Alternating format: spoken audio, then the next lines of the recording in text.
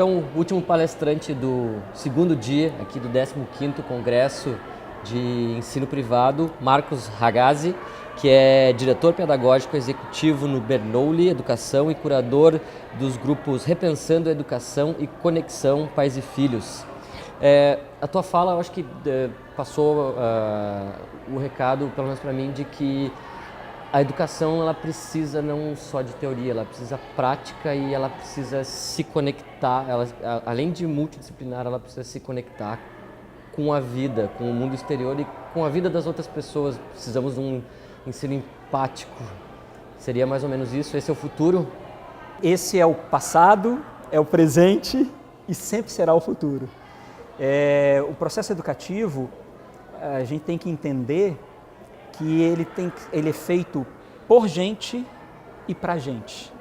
Então, quando algumas vezes alguns alunos no curso de pós-graduação falam assim, eu pergunto, por que você escolheu a docência? Porque eu gosto muito de química, de biologia, de matemática. Eu falei, você escolheu então pelas opções erradas. O docente ele tem que gostar de gente. E a partir daquilo que ele também gosta, que é a sua disciplina, o seu componente curricular, ele fazer essa transformação. Então, a educação do futuro, ela é uma educação que ela é balizada pelo afeto. E afetar não necessariamente significa uma coisa positiva ou carinhosa. Existem dois tipos de afetos, o positivo e o negativo. O afeto positivo, que está associado às emoções positivas, ele é imprescindível para você poder conquistar o aluno, para que você possa fazer com que o aluno goste de você e que ele entenda que você goste dele, porque aí a chance de você transformar a vida dele é muito grande. Mas o afeto negativo também é importante.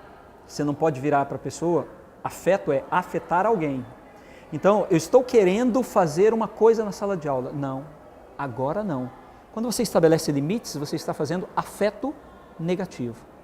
Quando você está preocupado apenas com conteúdo e não com desenvolvimento de habilidades e competências e preocupado com gente, você não está afetando. Você está sendo neutro no afeto. Você está sendo burocrático. Então o que importa é você ter certeza que você cumpriu o seu conteúdo e ter o prazer de ensinar aquele conteúdo. E por que não ter o prazer de ensinar aquele conteúdo, tendo um prazer maior ainda de transformar essas vidas? Porque o ser humano, ele só aprende na interação com o outro. Não existe uma situação que seja assim, o professor virou as costas e deu o conteúdo e explicou de forma absolutamente didática. Aquilo não foi transformador. Aquilo não gerou verdadeiramente um aprendizado para a vida. Então, é exatamente nessa direção. É o futuro, mas foi o passado, é o presente. E a gente deve lembrar sempre de alguns professores ou professoras que passaram na nossa vida e que tinham essa característica. E por terem essa característica, são lembrados até hoje. Verdade. Então, isso vai fazer toda a diferença. O que hoje eu trouxe na minha fala é a ideia que a BNCC hoje traz, que nós temos que ser afetuosos, afetarmos positiva e negativamente os nossos alunos de forma intencional. Então, a BNCC diz, hoje, trabalhar com o desenvolvimento de habilidades para gerar competência não pode ser uma decisão do Ragazzi enquanto professor. Ele tem que ser uma obrigação do Ragazzi enquanto professor. O professor hoje na sala de aula ele não tem a opção de não fazer isso. Aí está o grande desafio, porque muitas das vezes a gente não está acostumado a sair da nossa zona de conforto. E não sair da nossa zona de conforto é complicado. O ser humano gosta do conforto, é uma das necessidades básicas dele. Conforto emocional, conforto material, conforto espiritual. E toda vez que ele sai da zona de conforto, ele se desequilibra. E aí, se eu fizer ele sair da zona de conforto muito, ele se decepciona e ele não tem energia suficiente para poder tentar. Então, o grande desafio hoje dos gestores e dos professores é tentar sempre. Mas não precisa fazer tudo. Faz um pouquinho a cada vez, um passinho a cada vez e que você vai se desenvolvendo. A gente só não pode ficar parado no tempo.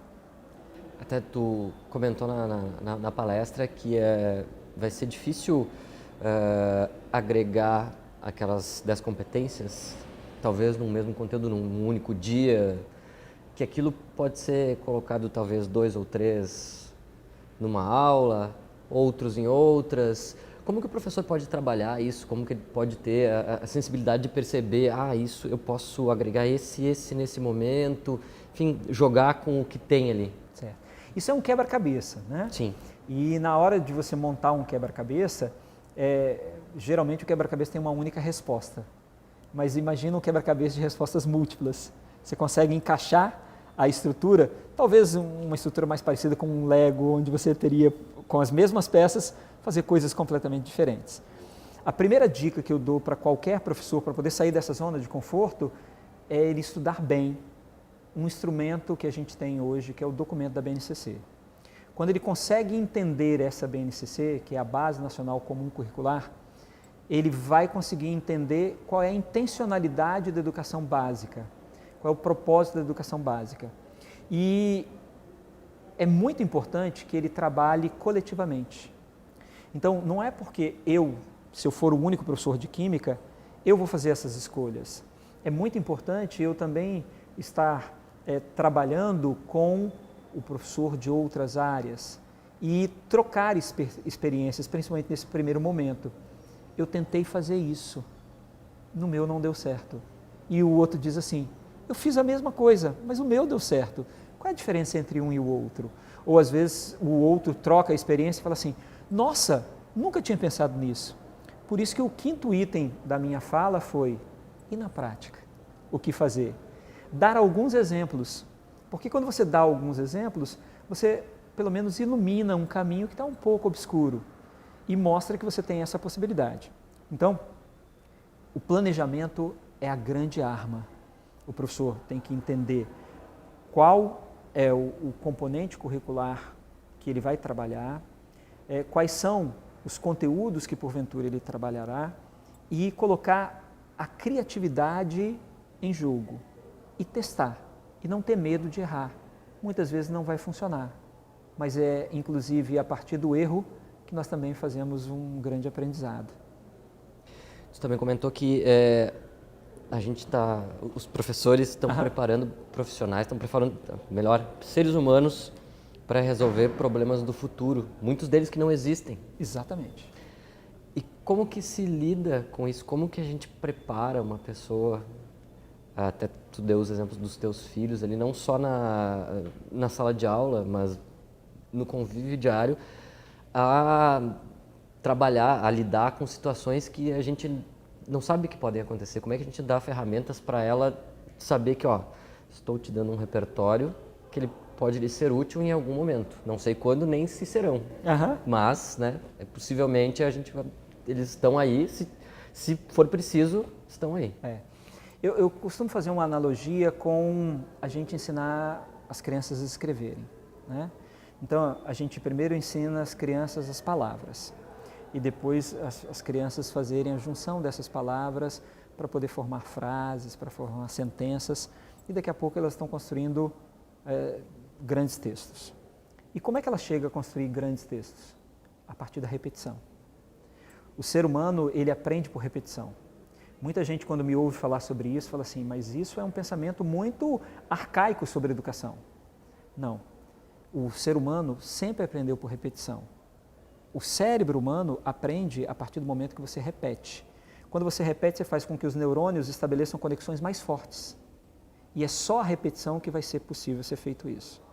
Se você, por acaso, quando a criança é pequena e ela é cheia de curiosidade, você castra a curiosidade da criança, a criança então não vai repetir tantas vezes as perguntas, porque você resolve problemas a partir do momento que você é bom formulador de perguntas. Então, quando um pai, uma escola, desde os pequenininhos, castra a possibilidade de perguntas, ele está castrando a possibilidade de pensamentos da resolução ou de respostas múltiplas para aquelas perguntas. Agora, é muito importante a gente sempre fazer da seguinte forma. Vou te dar um exemplo. A sala de aula aconteceu um problema. O Joãozinho deu uma mordida na Mariazinha. E aí, quem resolve a situação? O professor, o mediador que está ali. Resolve não, media. Não, mas na educação, que eu diria assim, muito tradicional, o professor resolve, ele chama para si toda aquela responsabilidade.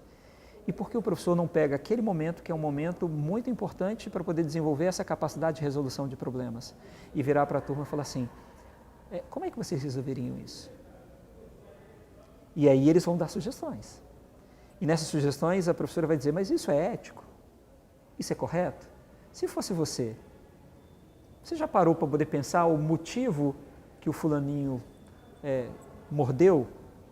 Então, quando os problemas da sala de aula são resolvidos por um adulto, você está aleijando o desenvolvimento de uma criança. Então, eu não estou falando só de crianças pequenas, jovens adultos, adolescentes.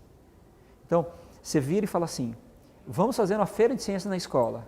Aí você diz, o horário que começa, o horário que termina, qual turma vai para qual sala. Dá o tema. Dá o tema.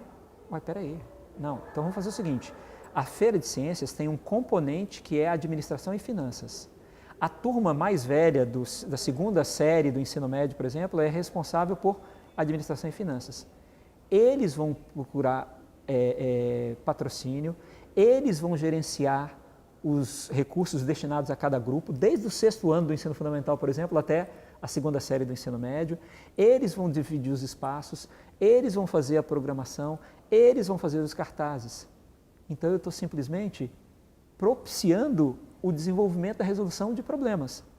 E os problemas pequenos, eles acabam gerando capacidade, formando neurônios mais fortes para poder para resolver problemas maiores no futuro. A gente diz que a gente aprende muito e muito mais rápido quando a gente tem um caminho neural já bem forte estabelecido, ou seja, os neurônios se conectaram de forma muito forte, porque a gente fez isso muitas vezes. E aí então, um problema novo é apenas um desvio daquele caminho. Quando eu não desenvolvo essa habilidade, eu tenho que criar primeiro o caminho, para depois passar por aquele desvio. Agora não. Quando a criança foi exposta à tentativa de resolver problemas, uma vez, duas, três, problemas super simples que vão se complexificando ao longo da idade, ela vai estabelecendo um caminho muito grande, que aquele problema, 95% do caminho daquele problema já foi trilhado. Basta ela agora utilizar e gastar energia bem menor para poder resolver aqueles outros 5%. Então, é muito importante que a gente deixe a decisão de muitas coisas na mão deles. Eles são capazes. Acreditar que eles não são capazes. Tem adolescentes, por exemplo, que entram na dark web, na deep web e conseguem armas. E ninguém ensinou isso a eles. Por que eles só têm capacidade para a gente poder pensar de coisas que não sejam boas? Nós temos que acreditar que, independentemente da faixa etária, eles são um potencial de transformação. E dependem apenas da gente dar essa oportunidade a ele. Aquela aula que é cala-te, me escuta, porque eu tenho a razão, em alguns momentos ela é necessária. Mas se você pegar 100% do tempo e fizer ela, você simplesmente está aleijando o desenvolvimento da criança, do adolescente. Marcos, brigadão. Eu que agradeço. Valeu pela atenção. Foi maravilhoso participar. Vocês são muito calorosos, atenciosos, carinhosos e super profissionais. Foi um prazer imenso, foi uma honra para mim. Que Obrigado. Bom. Obrigado. Valeu, querido. Valeu. Valeu.